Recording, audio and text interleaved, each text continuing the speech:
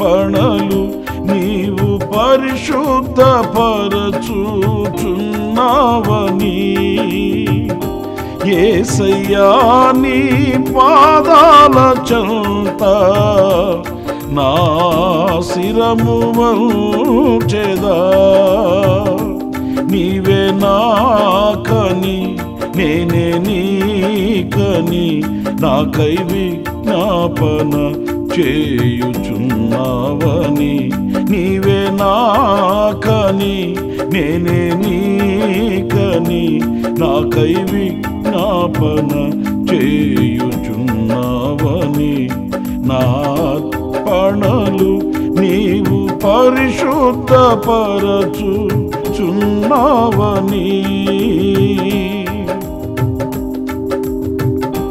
ఆదరణ లేని ఈ లోకములో ఆనుకొంటినే ఎదుటే నిలిచే నీపైనే.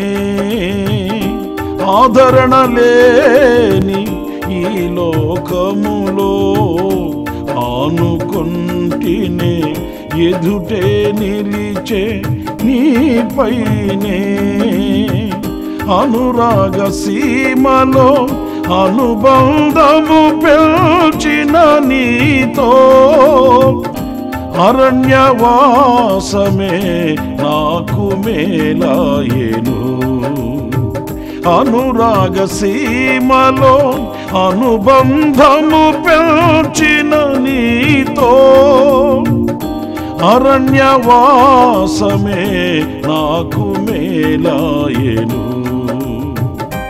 నార్పణలు నీవు పరిశుద్ధపరచుచున్నావని యేసయ్యా నీ పాదాల చెంత నా శిరము వంచెదా. నీవే నాకని నేనే నీకని నాకై విజ్ఞాపన చేయుచున్నావని. నీవే నాకని నేనే నీకని నాకై విజ్ఞాపన చేయుచున్నావని. నార్పణలు నీవు పరిశుద్ధపరచుచున్నావని.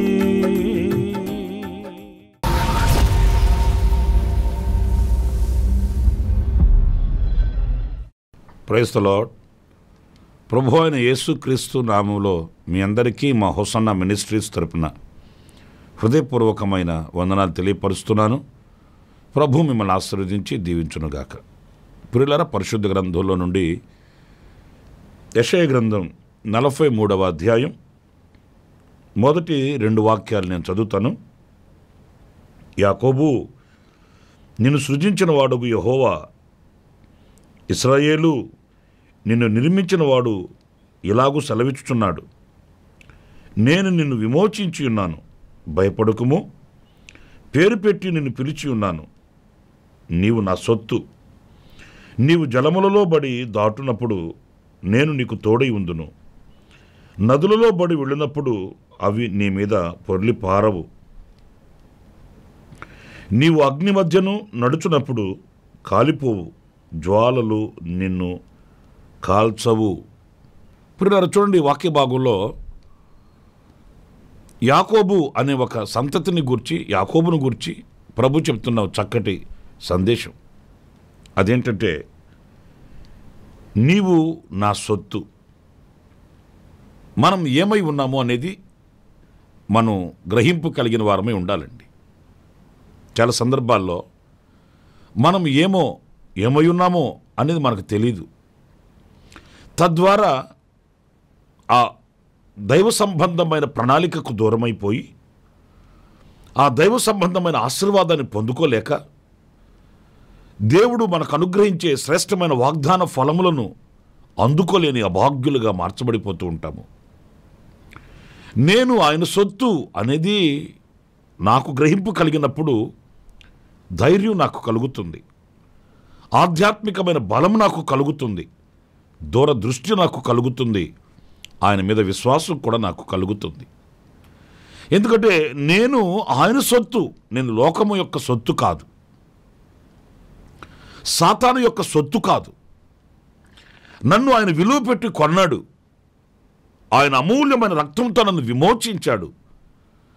నేను ఆయన చేత కొనబడిన వాడను గనుక నేను ఆయన సొంతం అనేది నాకు మనకు ఒక గ్రహింపు కలిగి ఉండాలి. కొన్ని సందర్భాలలో మనం దేనికి చెందిన వారము మనకు అర్థం కాదండి. ఎందుకంటున్నానంటే ఈ మాట, కొన్ని లోక సంబంధమైన కార్యక్రమాలలో మనం తనమునకలైనప్పుడు మనకు ఆ గ్రహింపు లేదనే అర్థం. నేను ఆయన సొత్తు, నేను ఈ పని చేయకూడదు అనేది, ఇలా వెళ్ళకూడదు అనేది, ఇలా అనకూడదు అనేది, ఇలా ప్రవర్తించకూడదు అనేది మనకు ఒక చక్కటి గ్రహింపు కలిగి ఉంటుంది. నేను ఆయన సొత్తు అని మనకు తెలిసినప్పుడు ఈరోజు ఇటు లోకానుసారంగాను ఇటు దైవ సంబంధంగాను ఉన్నట్లుగా మనం నటించడం, కనబడడం అనేది అది మనకు బహు ప్రమాదకరమైన విషయం అనేది మనం గ్రహించాలి. వాక్యం కూడా మనం చదువుతూ ఉంటాము, ఉంటే వెచ్చగానైనా ఉండు లేక చల్లగానైనా ఉండు అని వాక్యం మనల్ని హెచ్చరిస్తుంది. గనుక నా ప్రియమైన సహోదరులారా, మనము ఆయన సొత్తు అన్నప్పుడు ఒకవేళ మనం జలములలో పడి దాటినప్పుడు మనకు ఏ హాని కలగదు అని, అలాగే అగ్ని మధ్య మనం వెళుతున్నప్పుడు అవి కాల్చజాలవని, నదుల మధ్య మనం దాటుతున్నప్పుడు అవి మన మీద పొర్లిపారవని, ఇంకా అంతకు మించిన అద్భుత మహత్కార్యాలు ఏమీ లేవని చెప్పుకోవాలి. అగ్ని కాల్చజాలదు అంటే ప్రియులారా, అది ఎంత శ్రేష్టమైన అనుభవమో మీరు ఆలోచించాలి. ఎందుకంటే ప్రభువే చెప్తున్నాడు ఈ మాట, నీవు నా సొత్తు. మరి మనం ఈ రోజున నేను ప్రభువు సొత్తు అని చెప్పగలిగిన మంచి ధైర్యము కలవారమై ఉన్నామా అనేది ఈవేళ మనం ప్రశ్న వేసుకోవాలి. ఎందుకంటే మనం ఆయన సొత్తు అన్నప్పుడు మనవన్నీ ఆయనవి అవుతాయి, మనము ఆయన సొంతం అవుతాము, మనము ఆయన స్వకీయ సంపాద్యముగా మార్చబడతాము. మనది నాది అనేది మనలో ఏది కూడా కానరాకూడదండి. కానీ మనం ఈరోజున ఏది కనబడితే అది నాది అంటాము.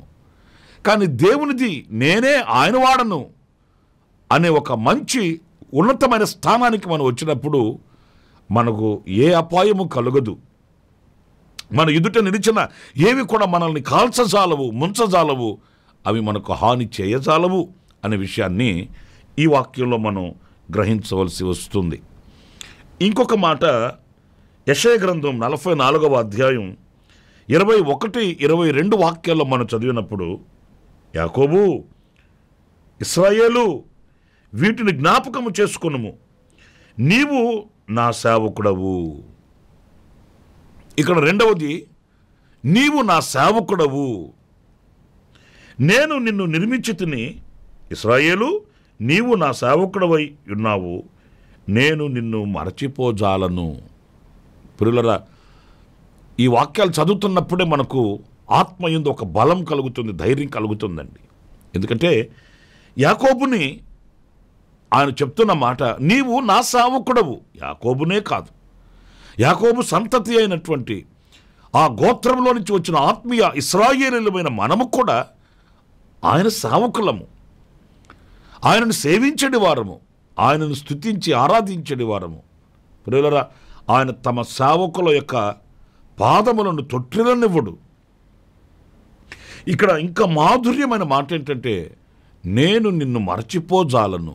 ఎందుకని అంటే, నీవు నా సేవకుడవు కదా. ఈరోజున లోకంలో మనుషులు మనల్ని మర్చిపోవచ్చండి. ఎలాంటి వారైనా కొంతకాలమే వారి జ్ఞాపకాలలో మన రూపం. కానీ నిత్యము మన జ్ఞాపకాలను తన ఎదలో మధ్యలో పెట్టుకొని మనల్ని పోషించి సంరక్షించి దీవించు దేవుడు ఒకే ఒక్కడు, ఆయనే మన ప్రభు అయిన యేసుక్రీస్తు. నేను నిన్ను మరచిపోజాలను, నీవు నన్ను సేవించుచున్నావు గనుక, నన్ను వెంబడించుచున్నావు గనుక. ప్రియులారా, మనం ఎవరము అనంటే ఆయనను సేవించువారము, ఆయనను వెంబడించువారము. యెహోషువ చెప్పాడు, నేనును నా ఇంటి వారును యెహోవాను సేవించుదుము. మీరు ఎవరిని ఆరాధిస్తారో ఎవరిని సేవిస్తారో నాకు తెలియదు, కానీ నేనును నా ఇంటి వారు మాత్రం యెహోవాను సేవించదము అని ఆనాడు యెహోషువ పలికిన మాట ఈరోజు మనం పలకగలగాలండి. ఆ ప్రత్యేకతను మనం కలిగిన వారమై ఉండాలండి. లోకంలో చాలామంది గనులైన వాళ్ళు కనిపిస్తారు మనకు. వాళ్ళను చూసి మనం ఆశ్చర్యపడకూడదు. వాళ్ళు లోకాన్ని స్నేహించి, లోకాన్ని ఆశ్రయించి, లోకాన్ని సేవించుచున్న వాళ్ళు. నేనైతే అనే ఆ ప్రత్యేకతని మనం కనపరచగలగాలి. నేనైతే ఎవరు మనము? ఆయనను సేవించువారము. ప్రియులారా, లేఖనాల్లో మనం చదువుతాం, మన పితరులు వారు ఎదుట ఉంచినటువంటి ప్రతిమకు నమస్కారం చేయలేదు. ఎందుకని చేయలేదు అనంటే, నేను యెహోవాను సేవించువాడను, నేను ఆయన సేవకుడను. యోబును గురించి మనం లేఖనాల్లో చదువుతాం. నా సేవకుడైన యోబు సంగతి అంటాడు. మన దృష్టిలో సేవకుడు అంటే ఎవరు? సంచి దగ్గరించుకొని బైబిల్ పట్టుకొని బజార్లు తిరిగితే, బజార్లో కనబడితే, ఇండ్లు తిరిగి పల్లె పల్లె గ్రామాలు తిరుగుతున్న వాడైతే అతడు సేవకుడు అంటాం మనం. కానీ యోబు అలా చేసిన వాడేం కాదే. ఇశ్రాయేలును గురించి ఆయన ఆ మాట అంటున్నాడంటే, ఇశ్రాయేలే మీ స్వార్థ పని చేసిన వాడు కాదే. ఆయనను సేవించే అనుభవం అండి. యోబు నా సేవకుడు, నా సేవకుడైన యోబు సంగతి నీవు ఎరుగుదువా అని సాతానుతో ఆయన సవాలు విసిరాడు.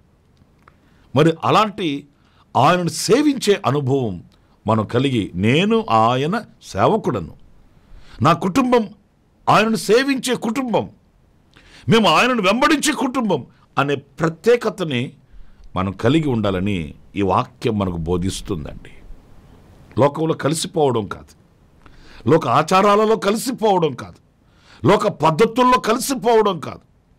కొంతమంది అన్ని విడిచిన లోకపు ఆచారాలు విడువరు. ఈరోజు మంచి రోజు, ఈరోజు చెడ్డ రోజు, ఇది ఈశాన్యం, అది ఇది ఎన్ని చూస్తారో.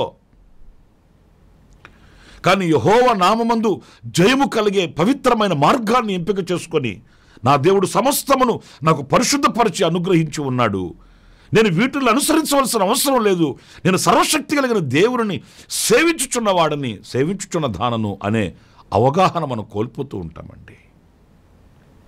పెళ్ళికి రమ్మని నా దగ్గరికి ఒక సహోదరి తమ కుమారుని యొక్క వివాహ పత్రికను తీసుకుని వచ్చింది. విశ్వాసియే.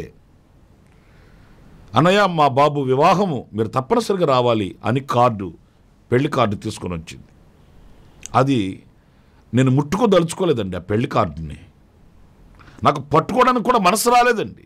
ఎందుకంటే అన్యుల ఆచారం ప్రకారం ఆ పెళ్లి కార్డుకి ఏదేదేదేదో రాసేస్తున్నారు. ఆ 4 వైపుల పసుపు రాసి ఇంకేదేదేదో చేస్తున్నారు. లోపలేమో కార్డులో ఏమో పరిశుద్ధ వివాహము దైవజనులచే జరిపించబడును అని వ్రాశారు.